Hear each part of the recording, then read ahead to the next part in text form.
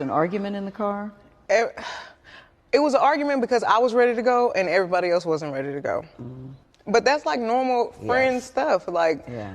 we fuss about silly stuff all the time. But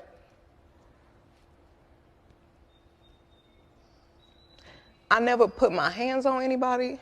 I never raised my voice too loud. Like this was one of them times where it was like, it shouldn't have got this It crazy. shouldn't have escalated to the way Right. that it did. So I get out the car and it's like everything happens so fast. Yes. And all I hear is this man screaming he said, dance bitch. And he started shooting. And I'm just like, oh my God. Like he shot a couple of times. And I So was is so he scared. in the car shooting from the car, Megan? He How is standing up over the window shooting. And I didn't even want to move. I didn't want to move too. What's good, y'all? It's Chris from 88 Vision Hip. Meg went on Gayle King and she broke out the crocodile tears. Look, honestly, I'm so conflicted because you don't shoot a woman unless she's shooting at you, obviously.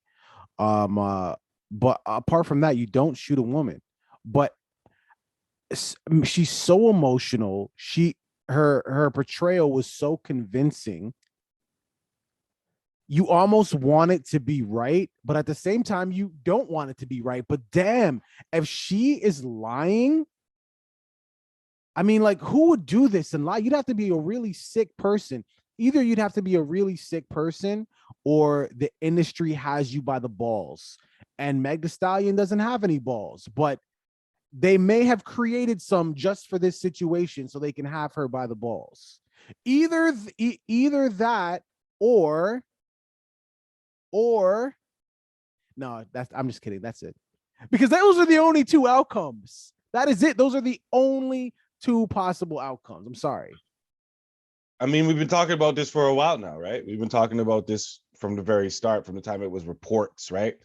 And, there was a point where you just had to stop talking about it. You just had to wait for somebody to say something, right? There's a lot of things about this situation with Meg Thee Stallion that are just mad convenient for me that I've noticed. Mad convenient on her end and not so much on Tory's end, right? But before I even touch on that, I want to touch on just Black people in general going to certain platforms that are only around when they can exploit something for their own benefit. I respect podcasts like $1 Million Worth of Game, like Drink Champs, even academics. I respect those podcasts. You know why? Because they don't wait to exploit us. They don't wait until it's a Black person doing something that is heinous or controversial before they want to interview us, right? They'll interview us and give us Breakfast Club is another one. They'll interview us and give us our flowers. And when I say us, yes, here we go again. I'm talking about the Black community. Anybody who hates when we bring up the fact about the Black community versus the rest of the world, anybody who hates that, I personally don't care. I'm Black. What the hell you want me to talk about? You want me to talk about being Greek or Irish? I don't know how to do that. I know how to talk about things that affect me, and I'm Black. So guess what? Some things are going to be based on the Black community. And this is one of those things where, this, and I went on social media and saw people comparing this to the R. Kelly interview. Okay, so this wasn't received very well, her interview. I don't know if it did what she thought it was going to do. And I think Meg Thee Stallion forgets that this is not 1985, where you can be a woman and make a false claim and then just shed some tears and everybody's going to sit there and they're going to believe your story. No, we live in a time now where we've realized that, guess what? Some women are full of shit. Some women are jealous. Some women are willing to make something up so they don't have to admit that they were in the wrong. That's how far they're willing to go to just say, you know what? I'm not the one who was wrong. This is what happened. So when I sit here and I listen to Meg Thee Stallion say that Tory Lanez is standing up, but somehow he's only tall enough to be facing out the window. He's standing out the window, she said, which I don't even know how that makes sense as an explanation. But then he says, dance, bitch, and then lets off shots. What Hollywood movie script did Meg Thee Stallion read? I feel like she's taking the story and she's taking it too far with it. And then she's just trying to add a little bit of the tears. And unfortunately, we live in a world also where if you're a female and you claim these type of things against a man and you do shed some tears, most times it works out in your benefit. But just go on social media, just go on the internet and you'll see Meg Thee Stallion. A lot of people are not buying your story. Well, and listen, we're two of the guys that said it from the very beginning. Well, look, here's the reality. It's very, very simple. You can either go with your emotions or you can go with the evidence.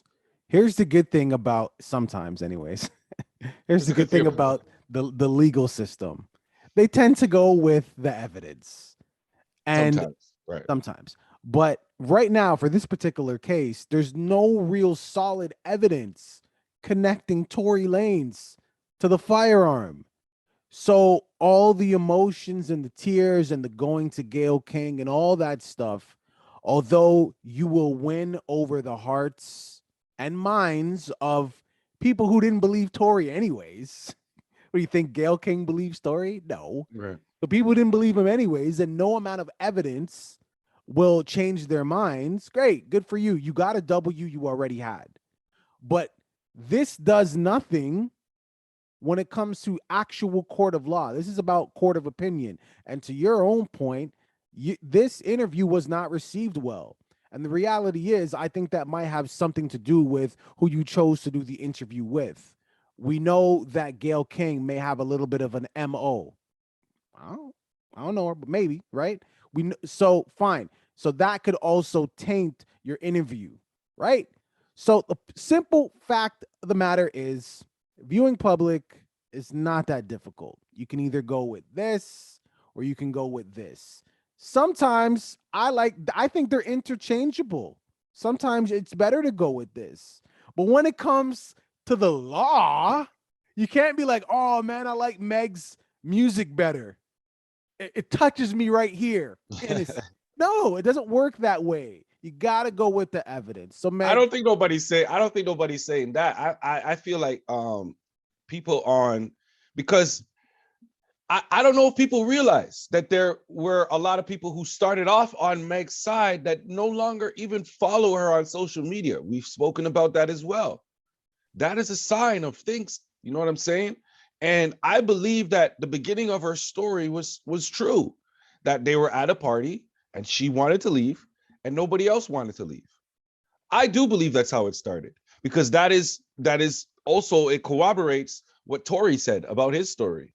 Unfortunately, that was the only part of the story, the first sentence, 2 sentences, that matched. After that, she was the calm person who never raised her voice to anybody, who never touched anybody. And somehow it turned into an argument because she wanted to leave and nobody else wanted to leave. Like Tory Lanez wouldn't have just said, okay, go. I'll be back later, or I'll go back to my own hotel later. What? Why? How does you wanting to leave and nobody else wanting to leave end up in an argument that you don't start? You're the girlfriend, or at least the one that he's flying in and out. You're the one that allegedly has the drinking problem, right?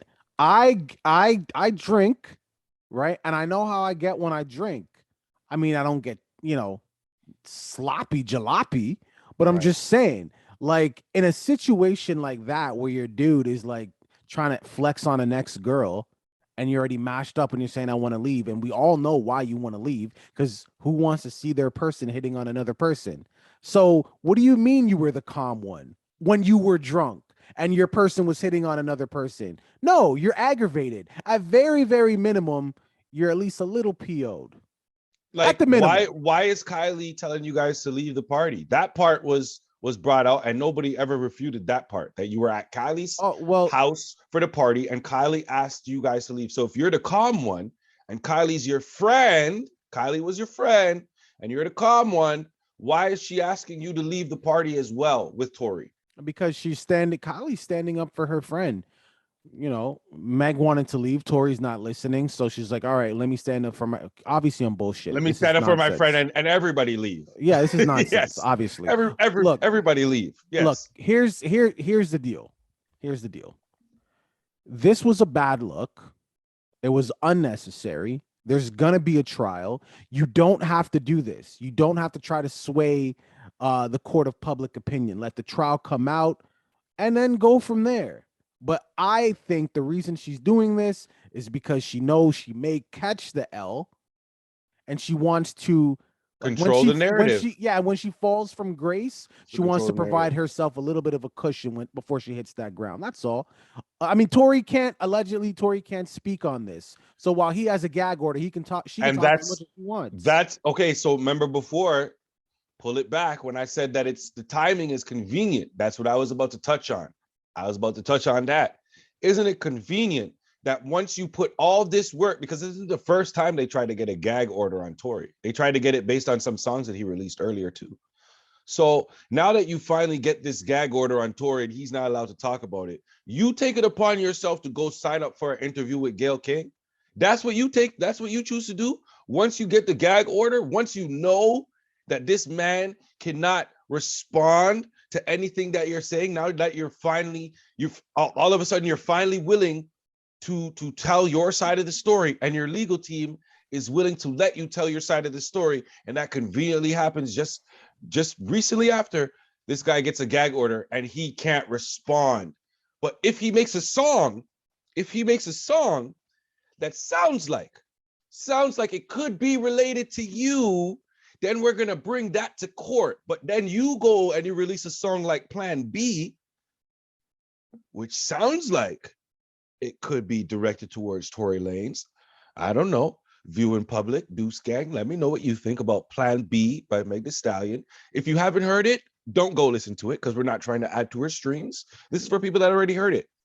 It sounds like it's directed to Tory. So your timing for everything, very, very nice, man. Well, look here. Very nice. Let me just end this by saying this, and we say it every single time. If Tory did do this, everything, although it may seem very unfair and very calculated and malicious, if Tory did do this, I would do it too.